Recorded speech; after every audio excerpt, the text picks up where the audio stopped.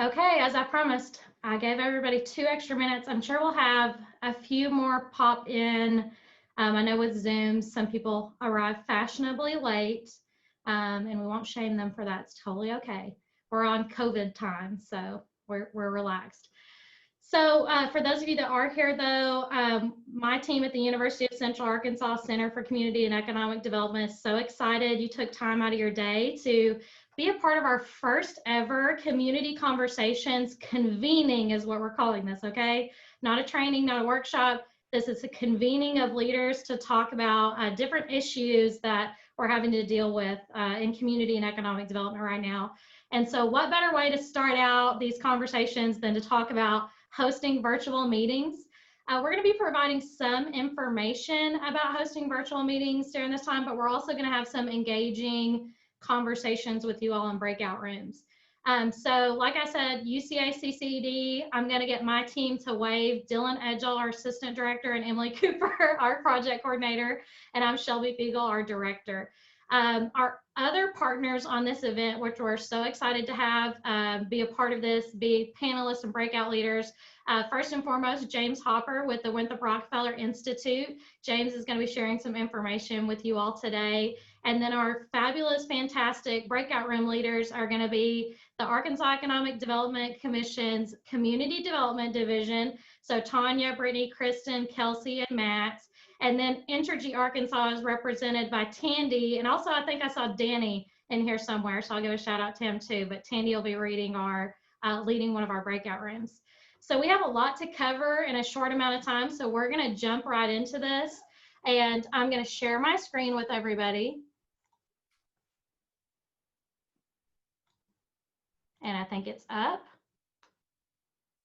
And we're going to go through this slideshow and kick things off.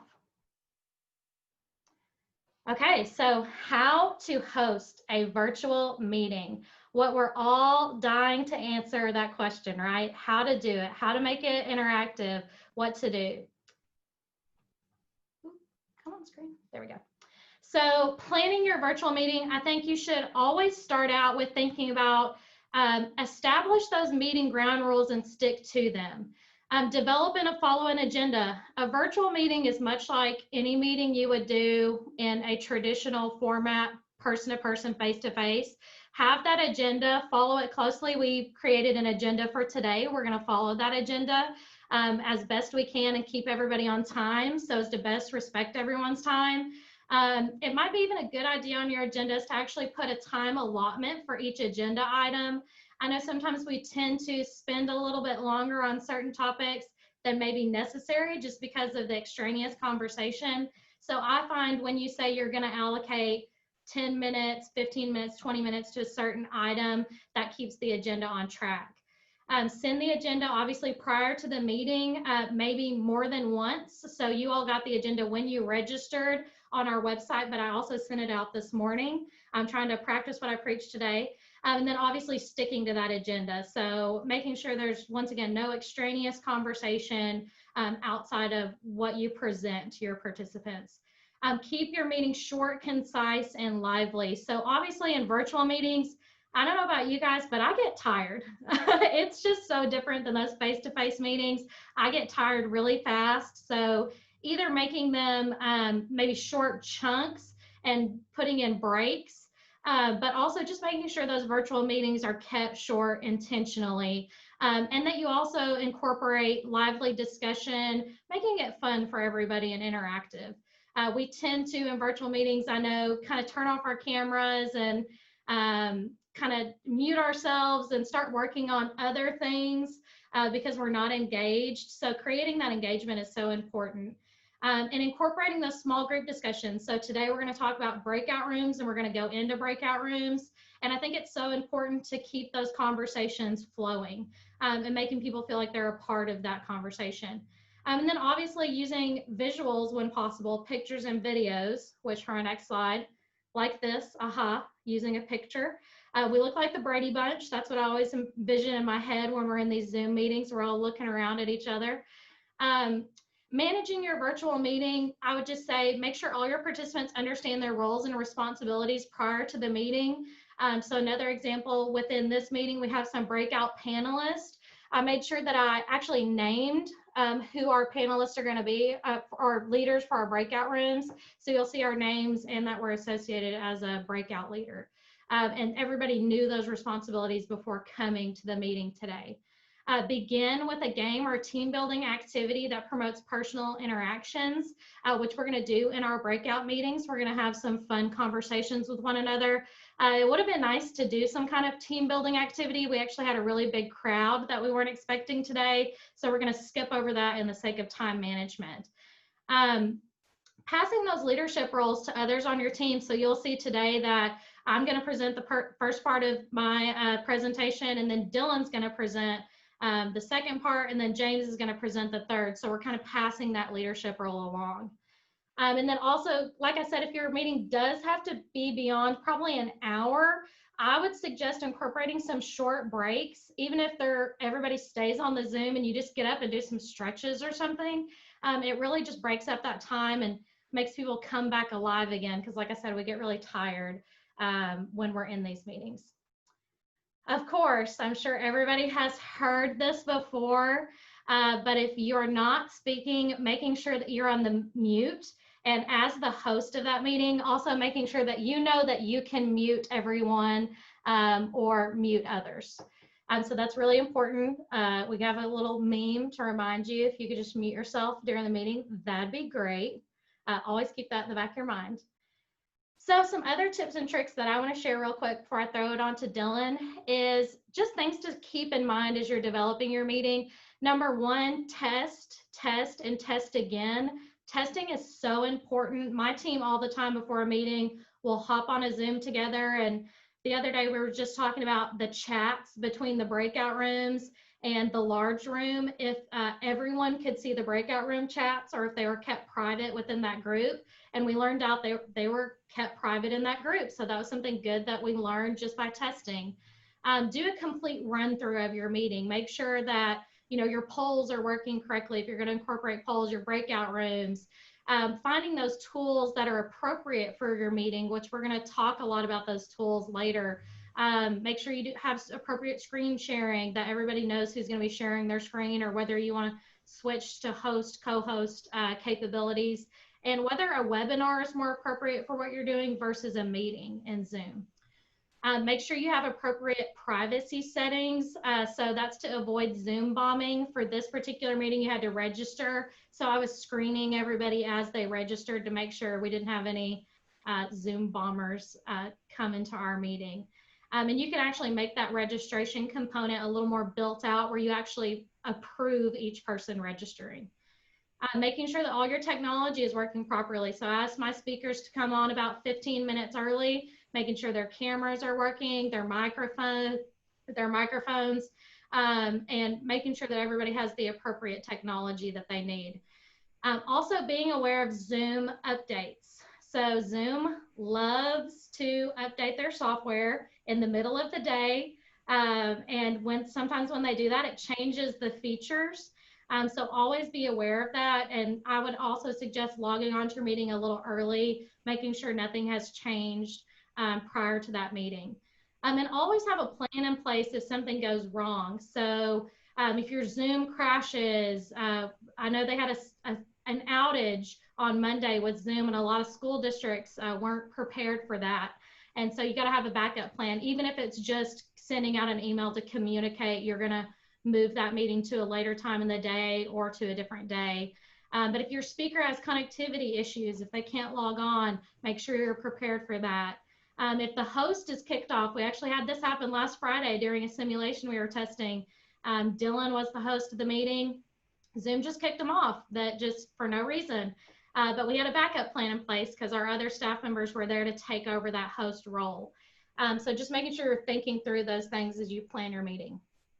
And then closing out your virtual meeting, the last thing I'll say is including some follow-up or next steps.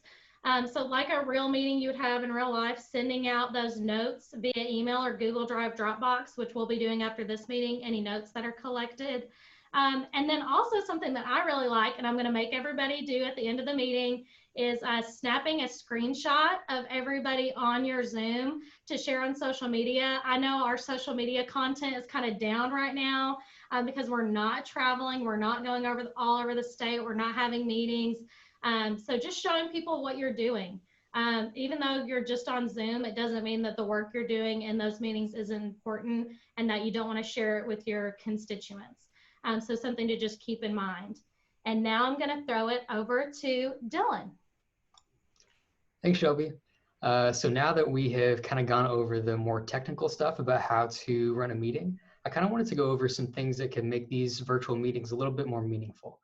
We're going to be on Zoom for a long time, I think. So I think making them as tolerable and enjoyable as possible is really important. So we found this guide from Peter Parker that we're going to kind of go over and go through. So I think the first thing you have to do is to clarify the purpose of your virtual meeting. So ask these 3 questions. What's the most important need?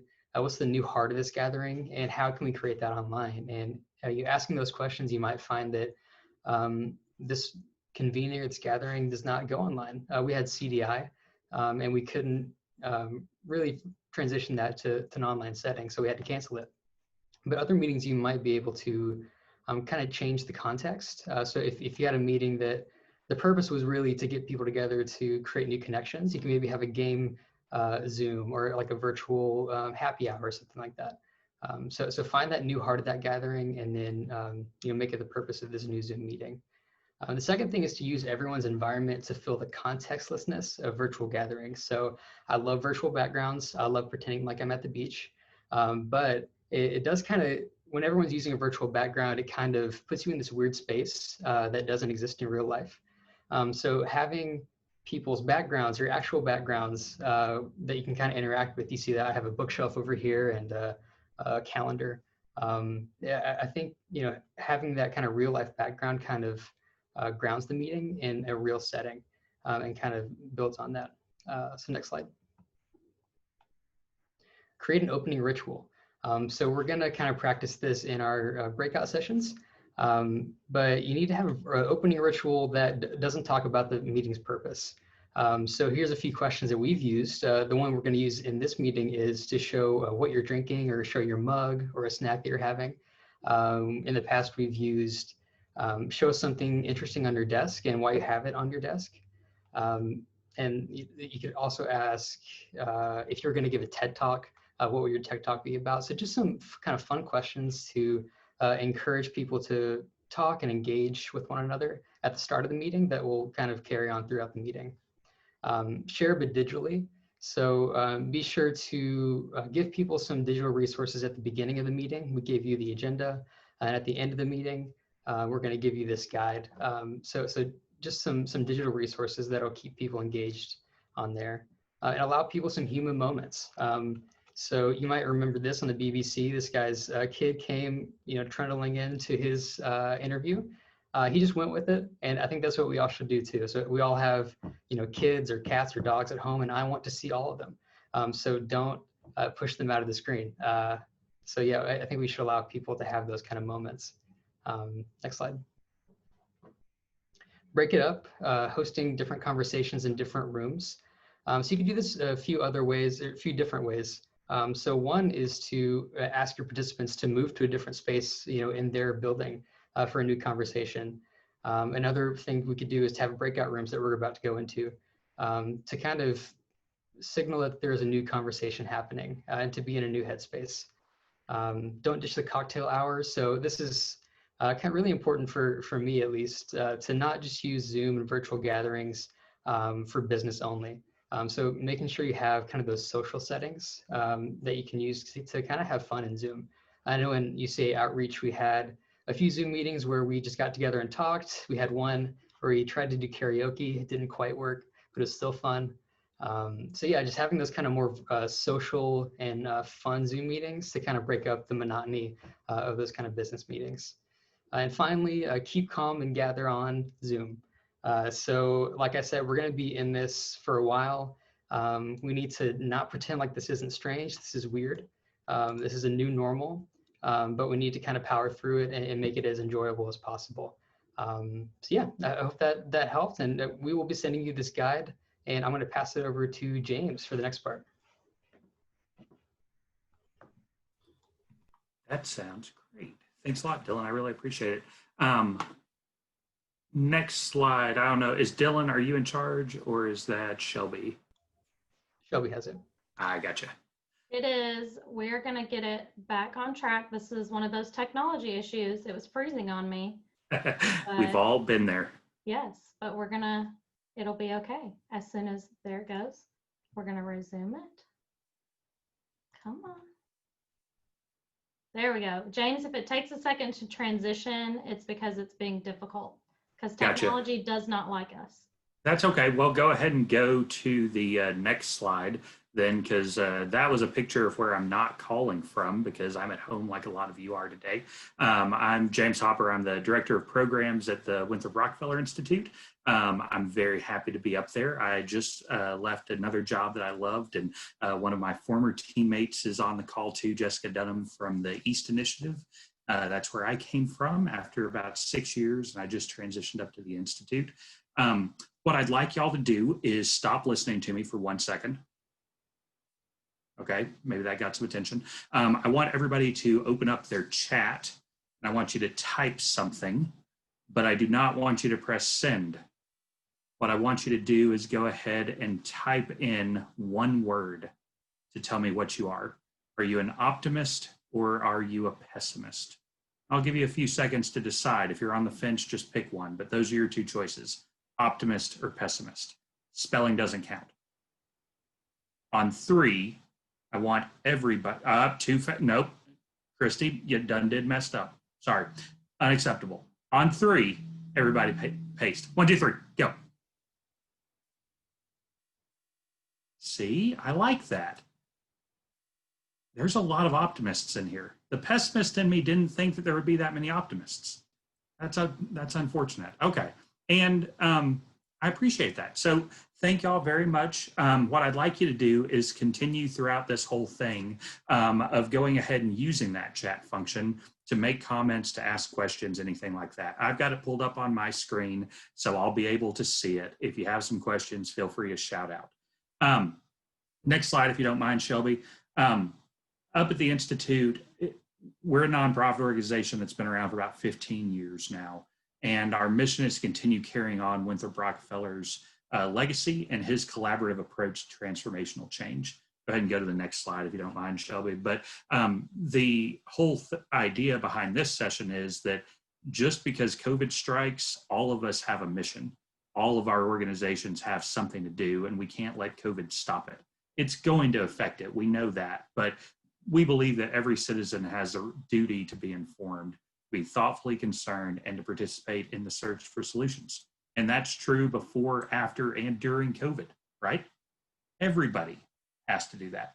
We could have done a poll.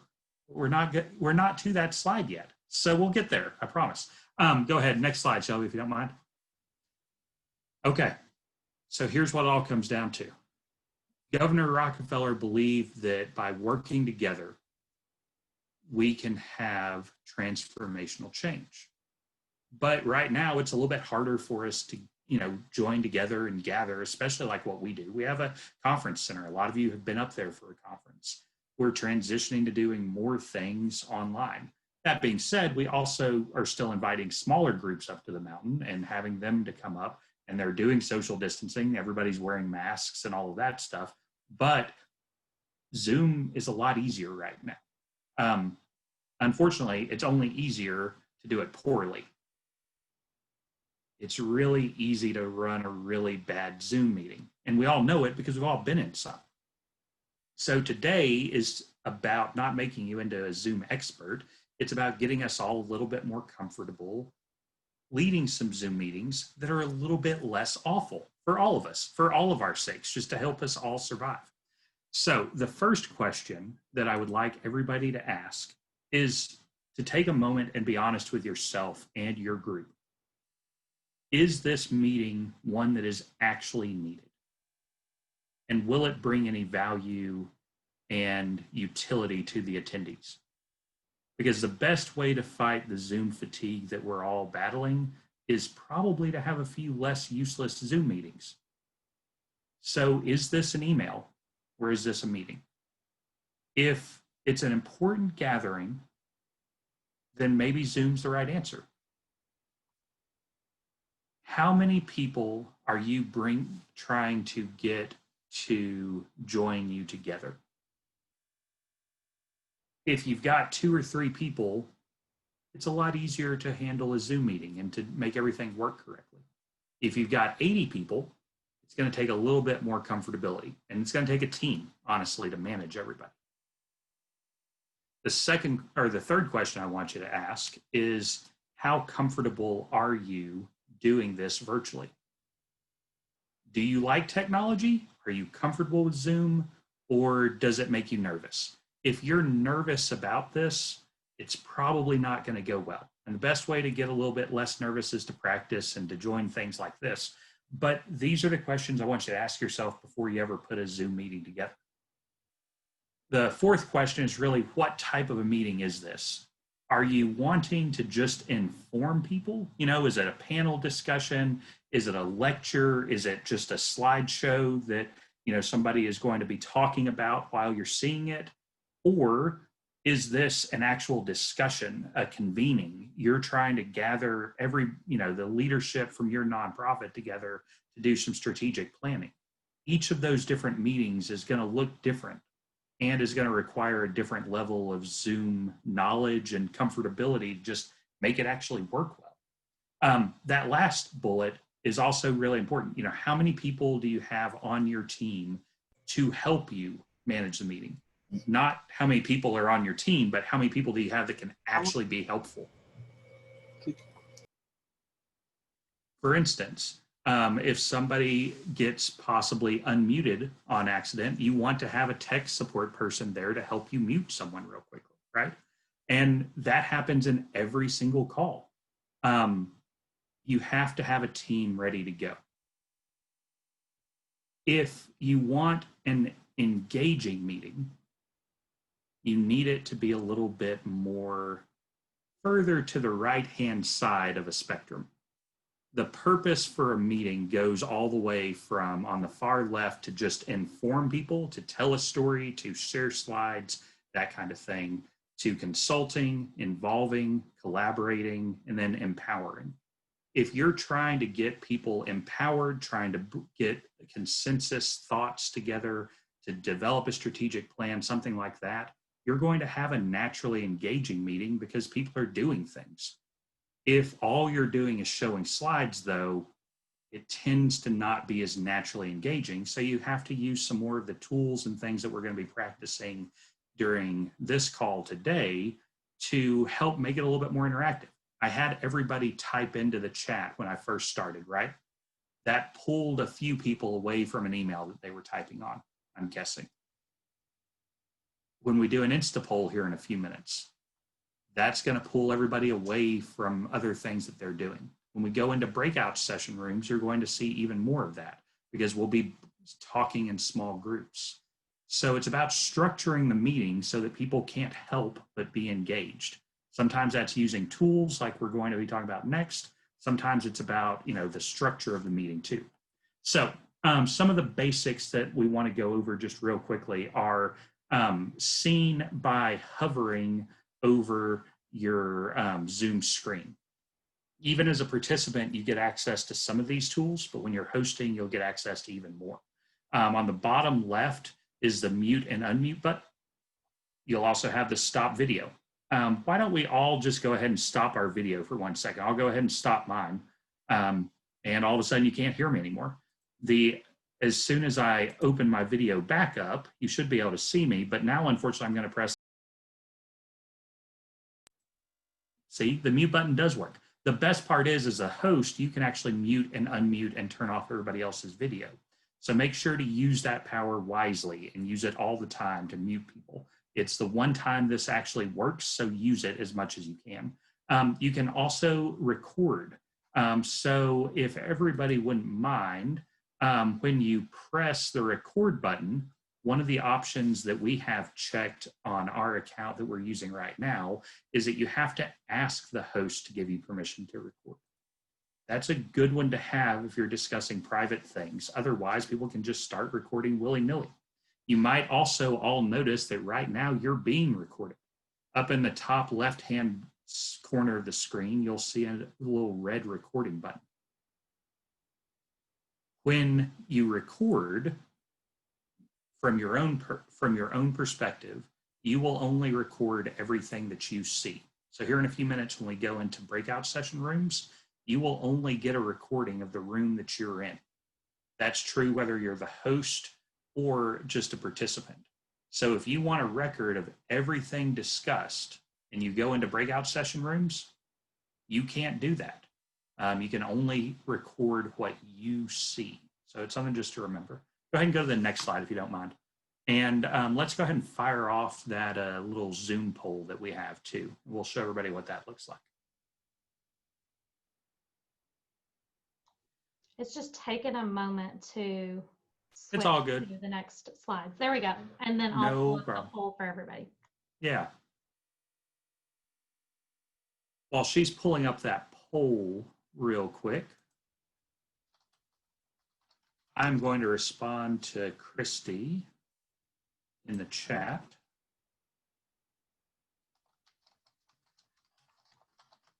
And everybody, while James is doing that, you should see a poll on your screen. We were just talking about Hurricane Laura before everybody jumped on. So we want to get your opinions about that. So as the host, you will actually be able to see in live time what kind of responses you have. You know, as the host, that we currently have 46 participants on the call. So you could wait until all 46 people have selected something. But for a question like this, does it really matter? Probably not. So Shelby, go ahead and show the results if you don't mind for us. 39% say 4 to 6 inches. I think we'll all find out here in a little while. Regardless, we're probably going to need a canoe. Nobody said 0 or said 1 to 2 inches. Shelby, how many respondents did we get? Did you catch that number? Yes, so we had 47 on here, and we had 31. Okay. So we got to look at those last few people. Yeah, so not too bad. That's not so bad. Another cool thing is that Zoom will automatically share or save those numbers and those stats for you. So if you use this for your ending survey, it'll save all of that information. Shelby, would you mind responding to a couple of questions in chat for me if you happen to know the answers to that? Sure. The bull that you're seeing over there on the right-hand side of the screen is actually the first bull. His name was Rock, up here on the cattle ranch with Governor Rockefeller. So I wanted to find a reason to have more bulls and in my presentation, so I did. To me, the more bulls that are in a field, the more careful you have to be. Those first things that we talked about are pretty basic stuff. Everybody should be able to handle that. As we keep going, though, things get a little bit more complicated. Security was a big deal when we first started Zoom a couple of months ago. Now it almost mandates that you have passwords and password protection for your meetings, but that is important to think about. Under the participants tab, there are all sorts of features there, including probably the most useful one, which is the host's ability to rename people. So as you'll see, if you click on your participants tab, you'll be able to see a bunch of people that have some weird names, like James Hopper, breakout room leader. That's going to help her divide people up into breakout rooms in a minute. We also have some options as participants. So I would like everybody to either raise your hand or say yes or no as appropriate to the following question. Let's see, are you an introvert? Yes or no?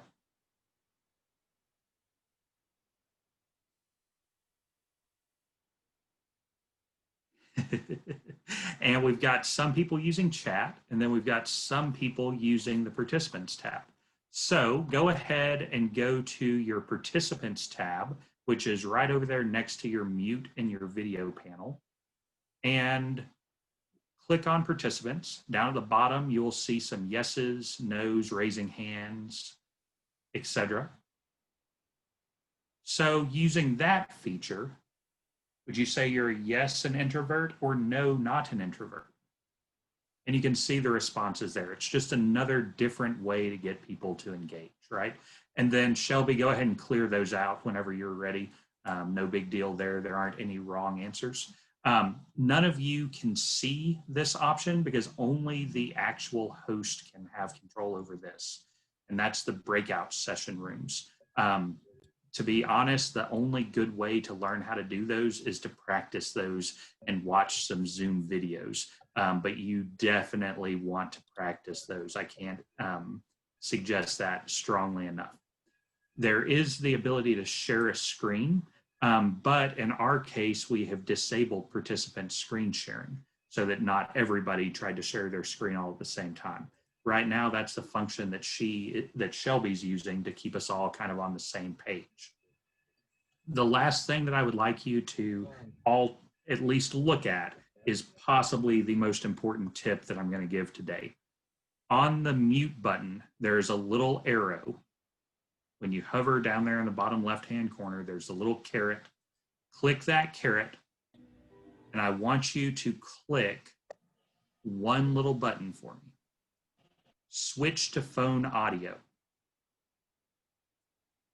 Now, don't actually bother calling or anything, but what this will do is if you're experiencing audio problems, it gives you a number to dial, a meeting ID, participant ID, and a passcode. If you call that number with your cell phone, it will solve 99% of all of the audio issues you've ever had, and it's great. Please use it. It will help a ton. Next slide.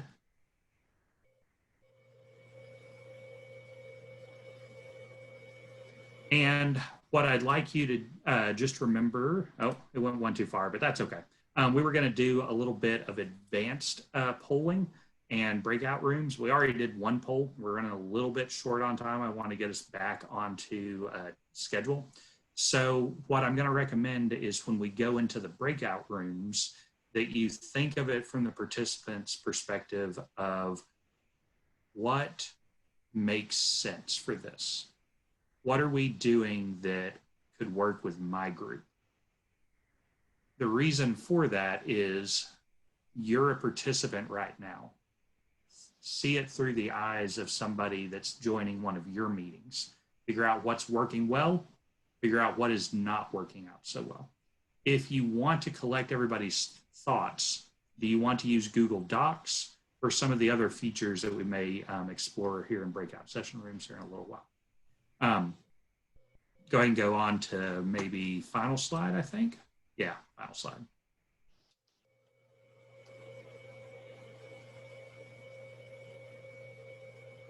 If you have some additional questions, please, one more slide, Shelby, if it'll let you. No, there we go. If you have some additional questions. A long time to transition. Yeah, if you have some additional questions, shoot me an email. I would love to talk to you. And if anything didn't come through clearly, that's okay as well. I'm going to put a couple of links that I hope will be working now. And if not, I will find links and I will email them to you. These are to the guides that we're using, providing to people about convening during COVID and doing some virtual convenings too. So we're happy to help. Give me a call if you need anything or shoot me an email. And Shelby, I will throw it back to you to throw us into some breakout rooms. Okay, thank you guys so much we almost got through that on time. We started a little late, so that's okay. We are going to go into our breakout rooms. So number one, I want you to go ahead and turn on your camera if you haven't already, if you do have a camera, because we want to create a space where everybody feels comfortable. It's kind of weird talking to nothing. So we like to see everybody's bright and smiling faces. And that makes our interconnectivity with one another a lot better. And I'm going to set up these breakout rooms. And I also want you to prepare your snack and your drink.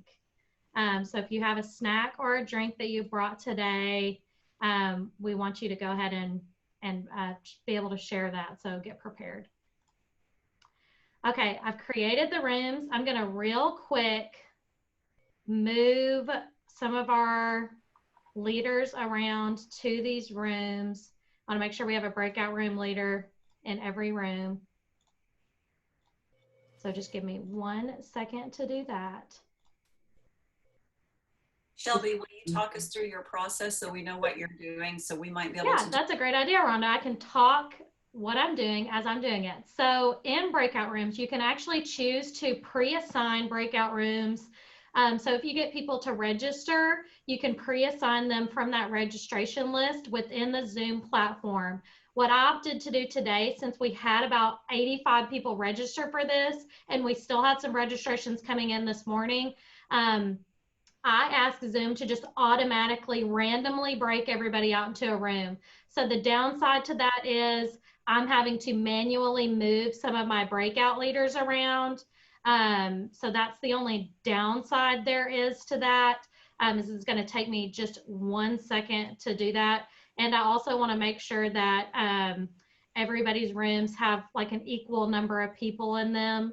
So I'm also going to make sure that we have a robust discussion. Okay, so now what you're going to do is I've moved everybody around. Everybody has a breakout room, a breakout room leader, and we have about 5 or 6 people in every room. So I'm going to open all the rooms. You'll see that come up, and you need to accept to go in your room. So rooms should be open. Everybody should choose to join their room.